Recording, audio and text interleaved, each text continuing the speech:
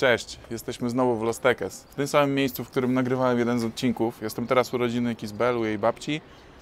No i nastrój jest tutaj dosyć grobowy, mimo tego, że się spotkali, jest fajnie, mogą razem sobie spędzić czas. To jednak połowa rodziny już praktycznie wyjechała. Jest tutaj też wujek Kisbel, który za 2 tygodnie wyjeżdża do Chile również. Słyszałem tutaj rozmowy dosyć smutne. Nie chcę tego nagrywać, bo nie chcę wchodzić w ich prywatną przestrzeń. Dosyć skromny dom. Nie chcę, żeby poczuli się, że ich wykorzystuję. Były prowadzone rozmowy na temat tego, jak jest teraz z paszportami. Jeżeli chcesz mieć nowy paszport, to praktycznie nie ma szans, że go dostaniesz. Ludzie czekają po kilka miesięcy, rok, a nawet dłużej i nie dostają paszportów, chyba że zapłacą. My czekamy na co innego. Załatwiamy jeszcze jedną sprawę. To powinniśmy dać radę załatwić w tym tygodniu i być może będzie można ruszyć do Polski.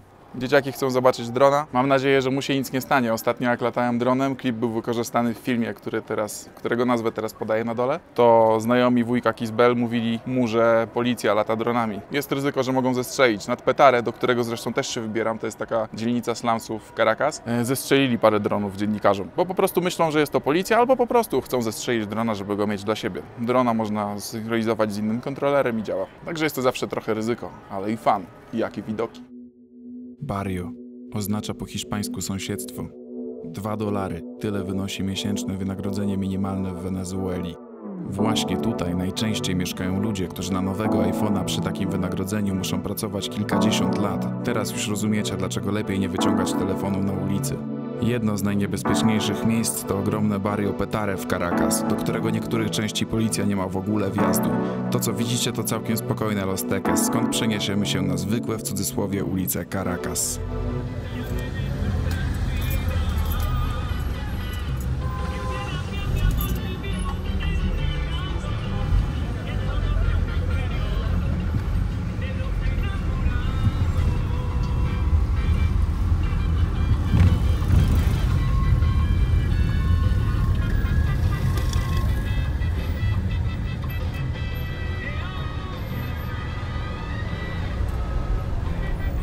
Good morning Caracas, można by powiedzieć, parafrazując słynne powiedzonko z dobrego amerykańskiego filmu wojennego. Jesteśmy znowu w Caracas, właśnie przyjeżdżamy koło miejsca, gdzie wtedy chcieli mnie okraść.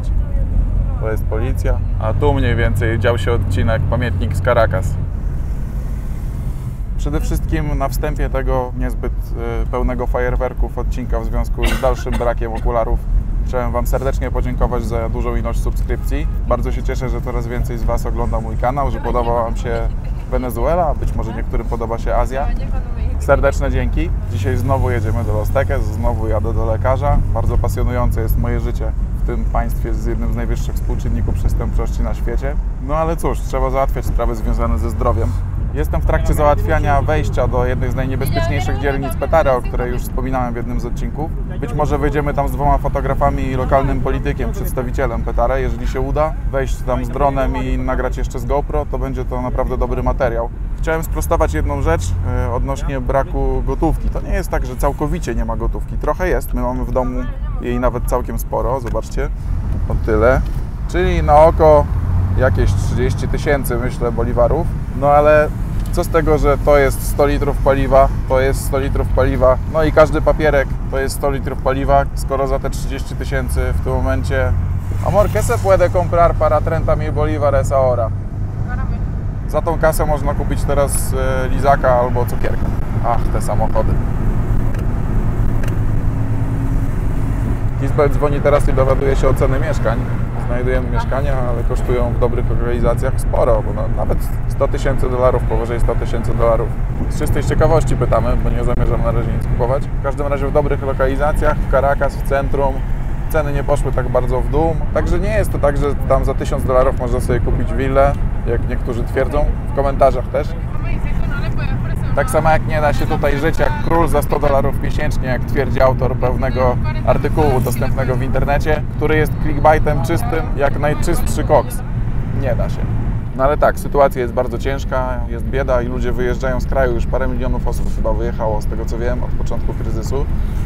Przed chwilą zresztą brat Kisbel napisał do niej na WhatsAppie, że jej znajoma chce sprzedać telewizor, bo chce wyjechać z kraju. Po prostu nie ma pieniędzy na to, żeby wyjechać, żeby kupić bilet i chce sprzedać coś, co ma, czyli za $80 chce sprzedać telewizor. Całkiem spory, płaski. Taka sytuacja. Ale sytuacja nie zawsze tak wyglądała. Kiedyś Wenezuelczycy żyli całkiem nieźle, gdy ceny ropy były wysokie. Opowiadają mi tutaj ludzie, że państwo po oficjalnym kursie, tak, bo już był oficjalny i nieoficjalny kurs, pozwalało ludziom kupić dolar na to, żeby wyjechać i podróżować po świecie. Wenezuelczycy wtedy stać ich było na naprawdę wiele. Część z nich na przykład leciała do Curaçao i tam sobie wypłacała dolary w bankomacie, te właśnie po tym kursie lepszym, oficjalnym, i wracała od razu do Wenezueli, co denerwowało mieszkańców Curaçao, ale wielu z nich mogło zobaczyć wiele miejsc na świecie wtedy, bo na wiele było ich stać. Zresztą państwo dawało wyprawkę dla dzieci do szkoły, a nawet lodówki. Lodówka, która jest u nas w mieszkaniu, jest podarowana przez państwo. Tak więc kiedyś było super, no ale cóż, nieodpowiedzialne rządy doprowadziły do tego, że nie zabezpieczyli się w żaden sposób przed spadkiem cen benzyny. I po prostu teraz mają taką sytuację, jaką mają. Do tego należałoby jeszcze dodać ogromną korupcję, która tutaj panuje. Tutaj przy składaniu zamówień publicznych jest kilka poziomów podwykonawstwa. Wiadomo, po co to jest zrobione. Część z tych firm jest w ogóle poza Wenezuelą, Panama, Stany. Kasa się kręci, leci. Jeszcze raz będę musiał też wytłumaczyć jedną rzecz. Sporo jest teraz nowych widzów, którzy nie wiedzą pewnie do końca, o co chodzi z tym vlogiem, więc jeszcze raz mówię i tłumaczę, że z Ulą, moją przyjaciółką Ulą, podróżowaliśmy po Azji w 2017 roku. Później byłem w Wenezueli i jestem z moją dziewczyną Kizbel od lipca 2018 roku razem i vlogi z Wenezueli są późniejsze. Podróż z Azji wrzucamy z opóźnieniem. Jest to taka reminiscencja. Ula jest teraz na Filipinach i można ją oglądać na kanale Damiana Ucieczka do Raju na YouTube. Zapraszam Was serdecznie. Pozdrawiam ekipę. Jesteśmy teraz w centrum handlowym, które pamięta jeszcze czasy świetności Wenezueli. A tam daleko jest McDonald's, już zamknięty. Tak koło tego McDonalda jest bardzo niebezpieczny barier. Tam się nie zapuścimy znowu, ani z iPhone'em. Okej, vamos. Już połowę z tej kubki mniej więcej wydaliśmy na parking, bo kosztował 20 000 boliwarów. Wybaczcie, że mój dzisiejszy odcinek nie będzie za bardzo porywający pod względem pokazywania Wam ulic i niebezpiecznych sytuacji. Być może komuś z Was się to akurat podoba w moich vlogach. Trochę więcej zwykłego życia, dlatego że organizuję pewne sprawy właśnie takie jak wypad do Petare, a tam oczywiście standardowo kolejka do bankomatu. Kolejki do bankomatu się tutaj widzi wszędzie. A teraz wchodzimy do centrum handlowego. Zwykłe życie. Tu mogę nagrywać i się nie bać. Isbel, tu sonrisa, por favor. Gracias. Yo sé que ustedes creen que yo siempre estoy molesta, pero no, es que mi cara es así. Głupio się zawsze czuję chodząc z tym kijkiem, no ale dobra. Centrum handlowe jak centrum handlowe. Wygląda normalnie, nie ma żadnych bankrutujących sklepów. Zawsze się w społeczeństwie znajdzie jakaś ilość osób, które mają kasę, także zobaczcie. Wygląda to w miarę ok. Przed chwilą byliśmy w restauracji, gdzie rachunek wyniósł 17 milionów boliwarów z napiwkiem, czyli w tym momencie jakieś 7 wynagrodzeń miesięcznych. Ja nie wiem, jak oni tutaj żyją, nie rozumiem tego systemu. Wydaje mi się, że ludzie, którzy żyją z wynagrodzenia miesięcznego minimalnego, po prostu nie kupują nic, tylko właśnie tę kukurydzę i robią z niej mąkę i robią sobie arepy bez niczego. A propos cen, byliśmy przed chwilą w księgarni, bo musiałem kupić książkę, w której chcę coś wysłać, dokument do Polski. Nie chciałem go wysyłać luzem i kosztowała 125 000 boliwarów. Nawet nie wiem, ¿cuánto cuesta el bolívar ahora? ¿Dolar? 180. Więc książka kosztuje tyle.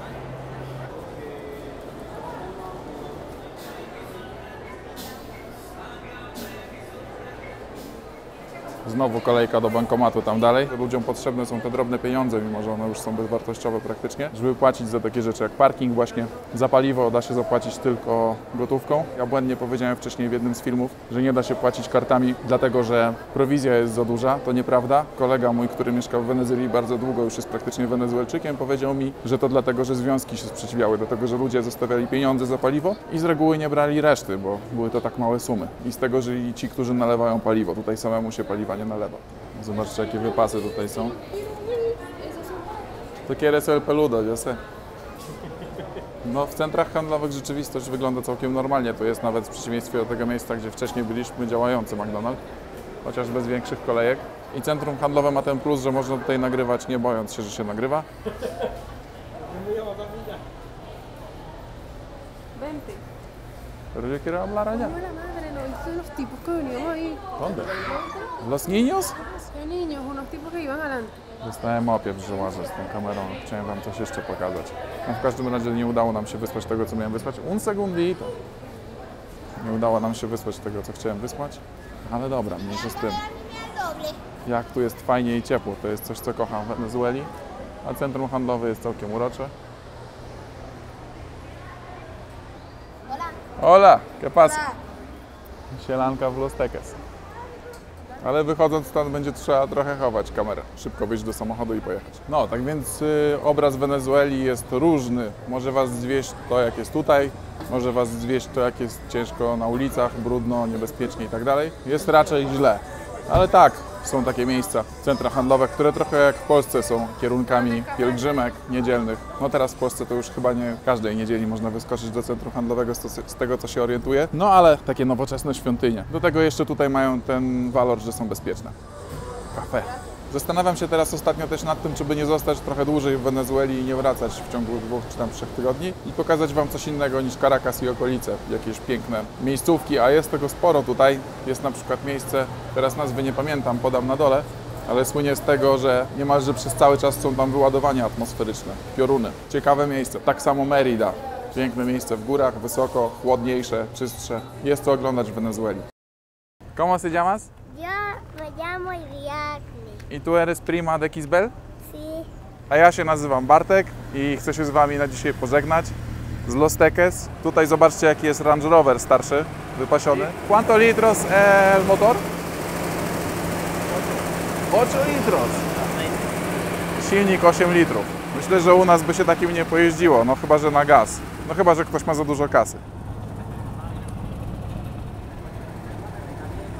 A właśnie, dowiadywałem się, jak jest z tymi samochodami, bo nawet myślałem, żeby sobie tutaj kupić jakiegoś i go sprowadzić, ale jest niestety tak, że ludzie, którzy pracują tutaj w tych urzędach na granicy i tak dalej, oni wiedzą, ile to jest warte takie stare samochody. Akurat nie ten, ale mówię o jakimś zabytkowym, w dobrym stanie Mustangu albo coś w tym stylu. Oni wiedzą, ile to jest warte. W momencie, gdy chcecie sobie taki samochód stąd wywieźć, no to najczęściej chcą ileś tam i ileś kasy i może to wielokrotnie nawet przekroczyć wartość samochodu. Czyli samochód znajdziecie za $1500 czy tam za $1000, a oni mogą chcieć na przykład 3 czy 4, bo w Europie taki samochód w dobrym stanie jest wart 11-12 tysięcy dolarów. Więc jest to tak wstępnie mało opłacalne, ale trzeba by się dowiedzieć dokładniej. Sonrisa, por favor. A z takiego przyziemnego życia jeszcze, no to właśnie Kisbel rozmawia ze swoją rodziną, która teraz jest w Chile. Chciałaby się z nimi zobaczyć, patrzyliśmy, jakie są ceny biletów. Bardzo drogie, dlatego że Wenezuelczycy masowo latają, uciekają do Chile. A, jest jeszcze jeden patent, jak można wyjechać z Wenezueli, mianowicie można przekroczyć granicę w Kukucie, granicę lądową Wenezueli z Kolumbią, ale stoi się tam nawet 3, czasami 4 dni, jest tam bardzo niebezpiecznie, jeszcze niebezpieczniej niż w Caracas, dlatego że tam mafie różne działają. No i chyba nie warto, ryzyko jest za duże, zwłaszcza jak się chce mieć jakąś kamerę czy coś takiego.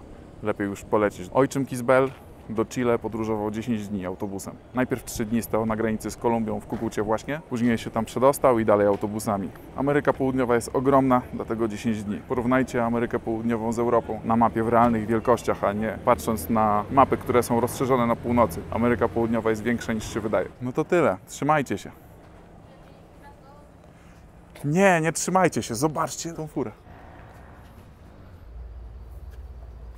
Łocie panie, co to za samochód? Wyobrażacie sobie to w Warszawie? A tym bardziej w Legionowie, z którego pochodzę? Nie ma dla mnie piękniejszej sylwetki samochodu niż dwudrzwiowe coupé. To już na serio teraz, cześć, pa pa.